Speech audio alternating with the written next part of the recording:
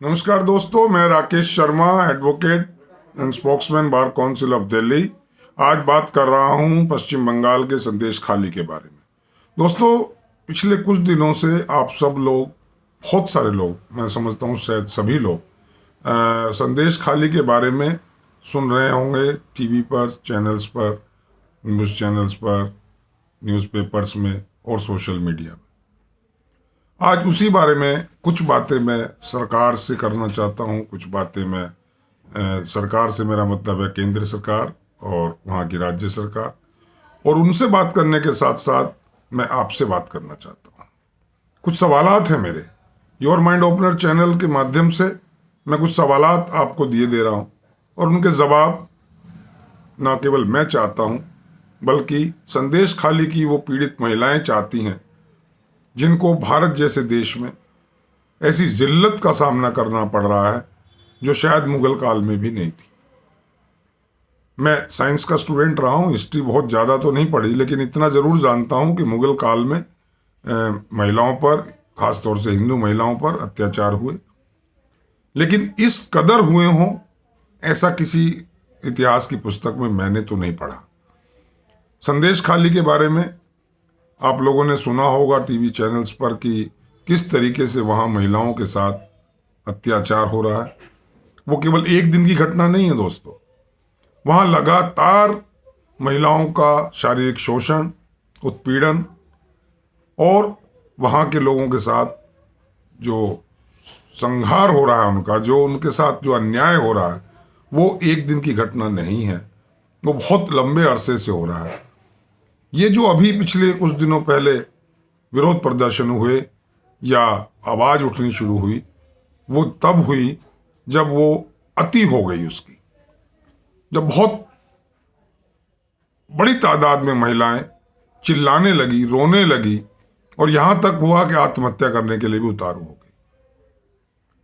दोस्तों, आपने सुना होगा, पढ़ा भी होगा कि किस तरीके से वहां की हिंदू महिलाओं को, मैं बार बार हिंदू महिलाएं इसलिए कह रहा हूं कि पीड़ितों में एक भी किसी और धर्म विशेष की कोई महिला ने आवाज नहीं उठाई है। हो सकता है उनके साथ भी हो, लेकिन अभी जो बात हो रही है वो उन हिंदू महिलाओं ने जिन्होंने आवाज उठाई है और अपने आप को कपड़ों में लपेट करके, अपने आप को अपने मुंह पर नकाब रख के उन्होंने बातें की हैं, क्योंकि उनको दहशत है, उनके अंदर डर है, और सच्चा डर है कि अगर वो ओपनली आएंगी तो उनके परिवार के सदस्यों की हत्या कर दी जाएगी या उनकी हत्या कर दी जाएगी। दोस्तों, एक सवाल आपसे भी है, इससे पहले कि मैं सरकार के पास आऊं, सरकार से कुछ पूछूं।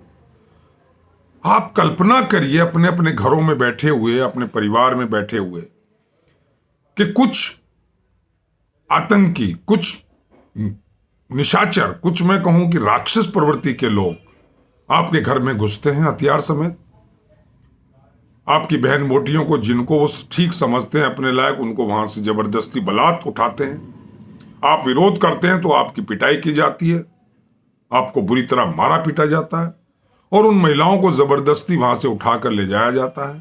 रात भर उनका शारीरिक शोषण होता है, उनके साथ बलात्कार, सामूहिक बलात्कार होता है, और अगले दिन उनको फिर वापस भेज दिया जाता है। और ये वारदात केवल एक घर में नहीं हो रही है, ये वहां के पूरे क्षेत्र में ये आतंक फैला है। कोई बोलने को तैयार नहीं है, पुलिस सुनने को तैयार नहीं है, क्योंकि ये सब सत्तारूढ़ पक्ष के कुछ नेता, वहां की पुलिस, वहां के प्रशासन की मिली भगत से हो रहा है। वहां के दरिंदों का, वहां के जो मैं कहूं कि डॉन्स हैं, उनका इतना बड़ा आतंक है, और उनके ऊपर एक बहुत बड़ा हाथ है वहां की सरकार का, कि कोई उनके खिलाफ बोलने के लिए तैयार नहीं है।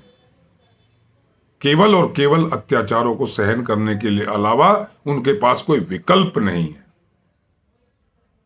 मैं आपसे जो सवाल कर रहा हूं, क्या हम सबको इस विषय में खामोश रहना चाहिए? क्या हमको कोई आवाज अपनी बुलंद नहीं करनी चाहिए?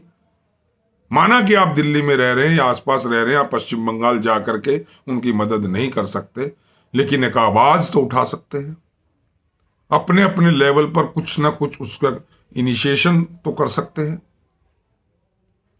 हमारे माननीय मुख्य न्यायाधीश ने एक अपने उद्बोधन में कहा था कि अधिवक्ताओं की समाज के प्रति एक विशेष जिम्मेदारी है, और उसी विशेष जिम्मेदारी का निर्वहन करने के लिए ही मैं आपसे बात कर रहा हूं। एक अधिवक्ता होने के नाते मैं सवाल सर्वोच्च न्यायालय से भी कर रहा हूं। माननीय सर्वोच्च न्यायालय को क्या इसमें संज्ञान नहीं लेना चाहिए इस घटना पर? क्या इसे ऑर्डिनरी वे में एक सामान्य अपराध की श्रेणी में रखा जाए? आप कल्पना कर सकते हैं कि जो दरिंदे जबरदस्ती घरों में घुस करके वहां की बहन बेटियों को ले जा सकते हैं उठा करके, बेखौफ निडर होकर के, क्या उनके खिलाफ कोई गवाही देगा? क्या उनके खिलाफ कोई सबूत इकट्ठा कर पाएगी वो पुलिस जो उनके साथ मिली हुई है? बिल्कुल कतई नहीं। इसके लिए कुछ ना कुछ जुडिशरी को अपने लेवल पर संज्ञान लेते हुए, जिसे सो मोटो कहते हैं, वो लेना पड़ेगा, कदम उठाने पड़ेंगे। मैं तो कहता हूं ऐसे दुर्दांत जो लोग हैं, ऐसे जो डॉन माफिया हैं, उनको भेज दो ना उत्तर प्रदेश, वहां की जेलों में उनको डालो और दिल्ली में उनका ट्रायल करो, लिमिटेड टाइम में उनको ट्रायल को खत्म करो, पता लगे कि कैसे किसी के साथ अत्याचार किया जाता है। दोस्तों, कितने शर्म की बात है कि जिस प्रदेश में यह हो रहा है वहां की मुखिया महिला है। और मैं प्रदेश की बात ना करूं कि भारतवर्ष की करूं, कि भारतवर्ष की भी मुखिया हमारी महामहिम राष्ट्रपति महिला है। हमारी पार्लियामेंट में एक बहुत बड़ी तादाद में महिलाओं की संख्या है जो विभिन्न मुद्दों पर बहुत प्रखरता से के साथ बोलती हैं। मैं उन सभी महिला सांसदों का आह्वान कर रहा हूं, क्यों नहीं बोलती इस विषय पर? क्यों पार्लियामेंट में काम रोको प्रस्ताव नहीं आता? क्या केवल एक पार्टी विशेष को गाली दे देने से इतिश्री हो गई? क्या आपका बस केवल और केवल यही एक कर्तव्य है कि आप एक पार्टी विशेष तृणमूल कांग्रेस को आरोप लगा दें और उसको गालियां दे दें, बस हो गया? क्या उन महिलाओं को न्याय दिलाने में आपका सहयोग नहीं होना चाहिए? क्या देश का हर नागरिक इसके खिलाफ नहीं खड़ा होना चाहिए? क्या मैं और आप एक साथ आवाज में, बुलंद आवाज में इसका विरोध हमें नहीं करना चाहिए? कितने शर्म की बात है कि जिस देश की मुखिया महिला हो, जिस प्रदेश की मुखिया महिला हो, उस प्रदेश में महिलाओं के साथ ऐसा विभत्स अत्याचार हो रहा हो और दरिंदे घूम रहे हों, और वो भी एक वर्ग विशेष के साथ हो रहा हो। उस क्षेत्र को तालिबान बनाने की कोशिश की जा रही हो। कहां गई वो महिला आयोग, कहां गए वो महिला संगठन जो छोटी छोटी बातों पर मोमबत्तियां लेकर के इंडिया गेट पर फोटो खिंचाने आते थे? कहां गई वो संगठन की शक्तियां जो किसी भी महिला के लिए खड़ी होने को तैयार रहती हैं? वहां इसलिए नहीं जा रही हैं क्योंकि वहां फोटो खींचने वाला कोई नहीं है, वहां वीडियो बनाने वाला कोई नहीं है, वहां उनको पब्लिसिटी स्टंट नहीं मिलेगा। क्या वाकई में हमें कुछ करना नहीं चाहिए? मन में एक पीड़ा उठती है दोस्तों, एक बहुत दर्द हुआ। आज बहुत दिन बाद, रविवार का दिन था, तो चंद क्षणों के लिए मैं टीवी खोला और उसमें संदेश खाली का जो एक चैनल पर बातचीत हो रही थी, तो आंसू निकल आए सुन करके, और विवश होकर के मैंने ये वीडियो आप तक पहुंचाने का जो साहस किया है। क्या हम अधिवक्ताओं का कोई कर्तव्य नहीं है? क्या हमें मौन रहना चाहिए केवल इसलिए कि वो हमारे पड़ोस की घटना है, हम सुरक्षित अपने को मान रहे हैं, हम क्यों चिल्लाएं? क्या ऐसी सरकारों को बने रहने का हक है? क्या ऐसी महिलाएं जो किसी प्रदेश की मुखिया होते हुए अपराधियों को संरक्षण देती हों, उनको अपने पद पर बने रहने का हक है?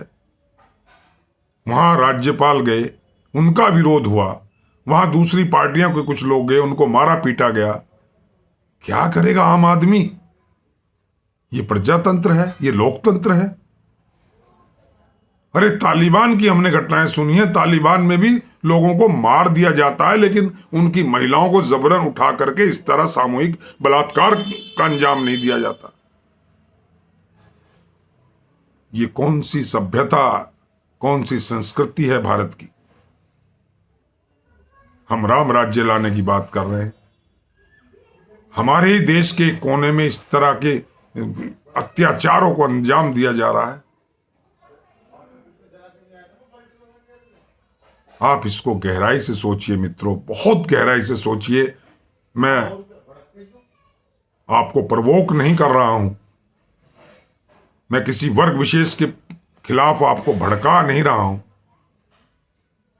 मैं केवल और केवल उन दरिंदों की बात कर रहा हूं जो खुले घूम रहे हैं, जिनको पुलिस प्रशासन का और वहां की सरकार का संरक्षण प्राप्त है। दिखावे के लिए अगर एक दो लोगों को गिरफ्तार भी कर लिया गया और उनको इस आग को ठंडा होने के बाद उनको रिहा कर दिया गया, क्या वो महिलाएं, क्या वो परिवार सुरक्षित रह पाएंगे जो उनके खिलाफ आवाज उठाने की हिम्मत कर पाए? दोस्तों, बहुत कुछ करना पड़ेगा, वरना कहीं ऐसा ना हो ये प्रदेश धीरे धीरे इस देश से अलग होने की बात करने लगे, इस देश का एक और टुकड़ा हो जाए। ये हमारी सभ्यता नहीं है। इस देश में नारियों की पूजा की जाती है, नारियों का सम्मान किया जाता है। इस देश में नारियों का सामूहिक बलात्कार नहीं किया जाता। इस देश में तो एक महिला को निर्वस्त्र करने के प्रयास के कारण महाभारत हो जाता है, एक महिला के अपहरण के मामले में पूरा रामायण की कथा लिखी जाती है। इस देश में महिलाओं की इज्जत बचाने के लिए हमारे रणबांकुरों ने अपने पूरे पूरे परिवारों की आहुति दे दी, लेकिन अपनी महिलाओं पर, उनकी इज्जत पर आंच नहीं आने दी। हमारे देश की महिलाओं ने जोहर किया, लेकिन आतंकियों के आगे झुकी नहीं। ऐसे देश की महिलाओं के साथ सामूहिक बलात्कार हो, परिवार के सामने उनका निर्वस्त्र करके उनको मारा जाए, पीटा जाए, उनके साथ दरिंदगी की जाए, पशुवत व्यवहार किया जाए, ये कौन सा भारत की संस्कृति है? ये कौन सी सभ्यता है? हम कौन सी सदी में जी रहे हैं? दोस्तों, बहुत कुछ है कहने को, बहुत दर्द है, बहुत पीड़ा है। किस चीज का इंतजार केंद्रीय सरकार कर रही है? क्या सबूत चाहिए उनको? राज्यपाल चले गए वहां पर, माननीय राज्यपाल ने वहां विजिट किया, उनका घेराव किया गया, उनके साथ बदतमीजी की गई और महिलाओं ने उनको रो रो कर अपनी आप बीती बताई। और अन्य नेतागण किसी किसी पार्टी के वहां जा आए, उनके सामने लोगों ने बताया। देश भर के पत्रकार, नामी गिरामी चैनल्स की महिला पत्रकार वहां हो आई, उनके इंटरव्यूज ले आई। क्या और चाहिए? उस सरकार को बर्खास्त नहीं कर देना चाहिए? उस सरकार की मुखिया को जिम्मेदार मानते हुए उसको गिरफ्तार नहीं कर देना चाहिए? उस शहजाद खान दरिंदे को, उसके तमाम जो चेले हैं, जो उनको मैं कहूं जो उसके गैंग के लोग हैं, उन सबको काल कोठरी में नहीं डाल देना चाहिए? क्या उनको फांसी पर नहीं लटका देना चाहिए? किस चीज का इंतजार है कि जब वो आग, जब वो दरिंदगी भारत सरकार के नाक के नीचे यहां के अन्य प्रदेशों में फैले तब, या संसद तक वो दरिंदगी फैले तब, या कुछ बड़े सरकारी अफसरों या सरकार में बैठे कुछ मंत्रियों के परिवारों के साथ ऐसा घटना हो जाए तब? किस चीज का इंतजार है? आम आदमी पूछ रहा है। भारत के कोने कोने से लोग इस बात को पूछ रहे हैं कि भारत की सरकार किस चीज का इंतजार कर रही है, कौन से सबूत चाहिए उनको। दोस्तों, बहुत कुछ है कहने को। आज केवल इतना ही निवेदन करना चाहता हूं, कृपया सोचें, कुछ कहें, चिट्ठियां लिखें, अदालतों की शरण लें, कुछ भी करें, सामूहिक तौर पर विरोध प्रकट करें, लेकिन कुछ ना कुछ करें। मत बैठो दोस्तों, अगर पड़ोसी के घर में आग लगे और हम केवल ये सोचकर बैठे रहें और आनंद में रहें कि हमारे घर सेफ रहें, तो ये बहुत बड़ी भूल हो जाएगी। ये बहुत बड़ा हमारे माथे पर एक कलंक है कि हमारे देश की महिलाओं को, हमारे देश की माताओं बहनों को सुरक्षा नहीं मिल पा रही है। वो सरकार जो बेटी बचाओ बेटी पढ़ाओ का नारा लगाती है, वो सरकार इस विषय पे मौन क्यों है? क्या केवल वोटों की राजनीति ही सब कुछ है? क्या हमारी बहन बेटियों की इज्जत की कोई वैल्यू नहीं, उनकी कोई कीमत नहीं? क्या केवल और केवल सत्य हथियाना, जोड़ तोड़ की राजनीति करना, मतलब प्रस्त लोगों को संरक्षण देना, यही सरकारी काम है? यही सरकारों का काम है? बहुत सारे सवाल आप तक छोड़े जा रहा हूं। आज के लिए इतना ही। कल एक और नए मुद्दे पर आपसे बात करूंगा। दोस्तों, आज के लिए दुखी मन से आपसे विदा ले रहा हूं।